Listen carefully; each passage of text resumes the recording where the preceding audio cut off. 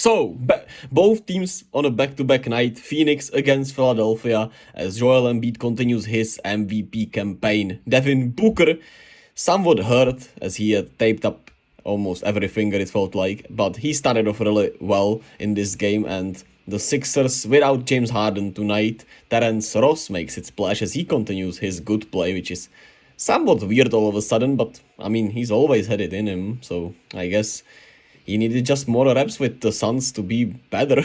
Tyrese Maxey makes it splash here, and he was the sole reason the Sixers were in this game early on, as he made it splash, and he had it locked on automatic, or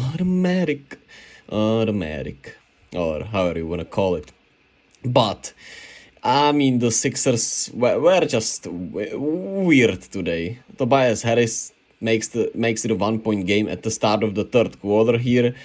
And I don't know, man. The Sixers just didn't have enough energy on this back-to-back, which makes sense. Of course, it's a back-to-back night, but they were just rough. They couldn't create any offense besides Maxey and Embiid, and without Embiid on the floor, it looked really ugly. And yeah, the Suns were just better tonight. Terence Ross makes a splash again here, and after that, the Sixers did try to come back into this game, but they even used Embiid in a lot of pick and rolls really well. The Suns, that is, of course, on defense, because he is a really good defender, but he can be exploited in some ways, as it is usually with any big man. And Embiid, with one of his worst performances in a long time, 8 of 19, 28 points, 10 rebounds, 2 blocks, 4 assists. Still a good night overall, right? And it was more about the bench, and when he was not on the court, when it looked just... it didn't even look like a basketball team when he was not out there, man. That they just couldn't create any shot or anything whatsoever. It was really nasty out there. And Jalen McDaniels has been struggling, which makes me sad, but hopefully he still has enough time to turn it around. And off the bench, there is really not much more to say. James Harden has been dealing with some...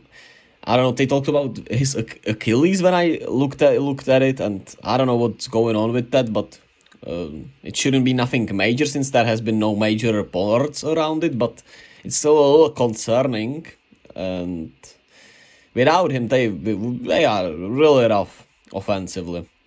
When it's just Embiid, it's not even the low block, right? He gets it pretty far away from the basket in the post, so he can see better from the double teams, as he's not that great of a passer out of them. And Tyrese Maxey is the only offense besides him after that. Tobias Harris has been, of course, pretty good. Tonight he was pretty non-existent, so that was rough. But for Phoenix, it's a really good win after some really bad games from them.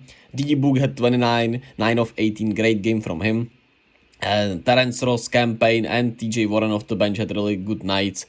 And shout out Bismack with 17 and 13 with 5 blocks, man. He had one hell of a night against Embiid. Man, 2016 Bismack or something like that. I remember when he had that 99 or close to 99 in NBA 2K16 or something like that, back when he was in Toronto and got that huge contract after that season. It had to be 2016 or 2015 for sure. And Chris Paul didn't look completely washed today, which is great for Phoenix.